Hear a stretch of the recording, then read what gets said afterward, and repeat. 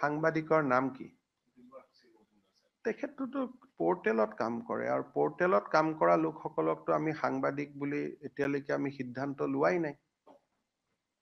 অসমত যিসকলে পোৰ্টেলত কাম কৰে, লিগেসি মিডিয়া ৰাজ্য চৰকাৰে সাংবাদিকৰ স্বীকৃতি দিয়ে, কিন্তু ইউটিউব চেনেল, পোৰ্টেল এই সকলক সাংবাদিকৰ স্বীকৃতি দিয়াৰ বিষয়টো আপোনালোকৰ লগত আমাৰ আলোচনা চলিহে আছে।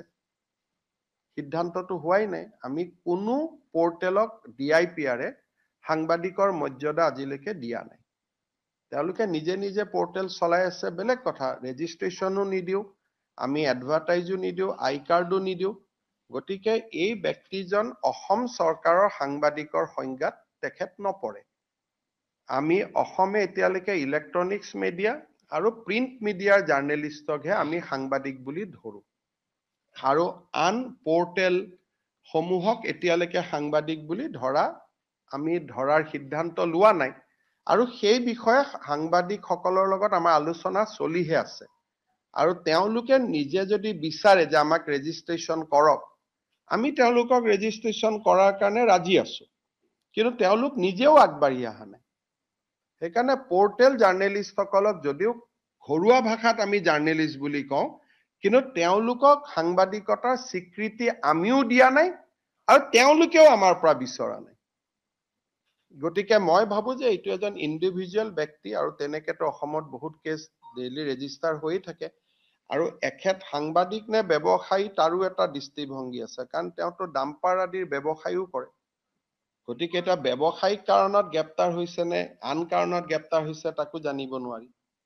কিন্তু মই যিগৰাকী ব্যক্তিৰ নাম জানো, তেওঁৰ ৪-৫খন ডাম্পাৰো আছে, তেওঁ বিভিন্ন ব্যৱসায়ও কৰে, পাৰ্ট টাইম এটা চেনেল, এটা পোৰ্টেলত কাম কৰে। আৰু সেই পোৰ্টেলটো ৰাজনৈতিক ব্যক্তিৰ পোৰ্টেল।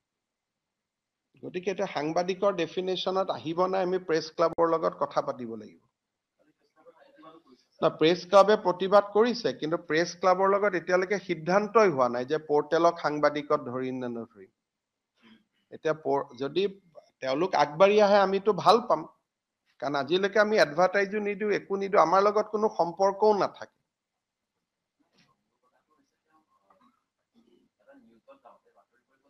এইটোতো আমি নাজানো, তেওঁ বেংকত নিউজে কৰিব গৈছে নে আন কামত গৈছে আমি কেনেকে জানিম, বা আন সাংবাদিকে কেনেকে তাৰ গেৰেণ্টি ল'ব পাৰিব।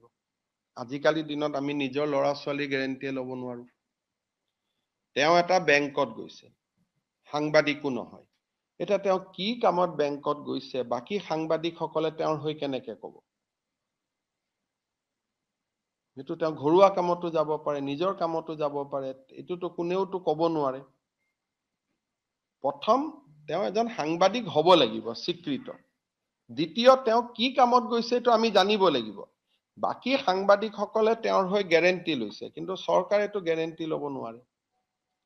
সাংবাদিকৰটো যদি সাংবাদিক এজনে গৈ কাৰোবাৰ লগত কাজিয়া কৰিলে, তেওঁ এতিয়া এৰেষ্ট নহ'ব নেকি? সাংবাদিক এজনে কাৰোবাৰ লগত হুলস্থুল কৰিলে, তেওঁ এৰেষ্ট নহ'ব নেকি? লিখা পঢ়াৰ ক্ষেত্ৰত এৰেষ্ট নহয়। যদি লিখা পঢ়া কোনো ৰাইট আপৰ কাৰণে আমি এৰেষ্ট নকৰো, আপুনি মোৰ এগেইনষ্টত লিখিলে তাৰ বাবে আপুনি গ্ৰেপ্তাৰ নহয়, বা মই নকৰো বা আমি কোনেও নকৰো।